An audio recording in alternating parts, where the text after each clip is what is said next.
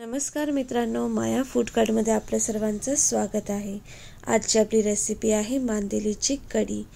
ही मी Goan स्टाईलमध्ये केलेली आहे। मी घेतलेली आहे 200 ग्राम मांदेली आणि ते मी प्रॉपर सगळं साफ वगैरे करून घेतलेली आहेत आणि आता मी नुसतं मीठ लावून ठेवलेलं आहे। मीठ का लावतात जेणेकरून सगळे माशांचे जे घाण असते ते निघून जाते आणि त्यानंतर त्याला 2 ते 3 वेळा धुवून काढायचं।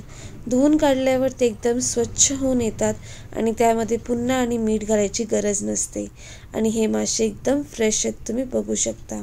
त्याच्यानंतर मी केली कढीची तयारी। मी घेतली आहे अर्धा वाटी किसलेला नारळ, 2 चमचे लाल तिखट, 1 चमचा हळद, 2 चमचे धणे, चिंचेचा छोटा गोळा आणि 1 छोटा बारीक चिरलेला कांदा। कोकमाचे पाकळ्या आपल्याला नंतर वापरायचे आहेत। त्यानंतर मी त्याला मिक्सरला लावणार आहे। मी घातलेला आहे पूर्ण 1 पेला पाणी, कारण की आपल्याला स्मूथ पेस्ट करून घ्यायची आहे त्याची। तुम्ही बघू शकता एकदम अगदी स्मूथ पेस्ट झालेली आहे।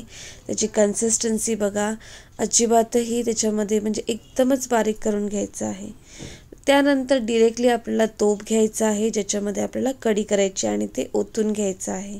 मला जेवढं म्हणजे पाहिजे ग्रेव्ही तर तेवढं मी पाणी घालणार आहे। तुम्हाला जर जाड हवं आहे तर तुम्ही त्याप्रमाणे पाणी घालू शकता। मला त्याची कन्सिस्टन्सी थोडी अजून पातळ हवी होती म्हणून मी 2 कप पाणी घातलेलं आहे। तुम्ही बघू शकता अगदी जाडही नाही आणि अगदी पातळही नाही। आणि त्याच्यानंतर मी थोडंसं चवीपुरतं मीठ घातलेलं आहे आणि त्याला एकदा प्रॉपर स्टर करून घ्यायचं आहे। ही आहे पहिली उकळी आणि पहिल्या उकळीच्या वेळेसच आपल्याला घालायचे असतात मासे।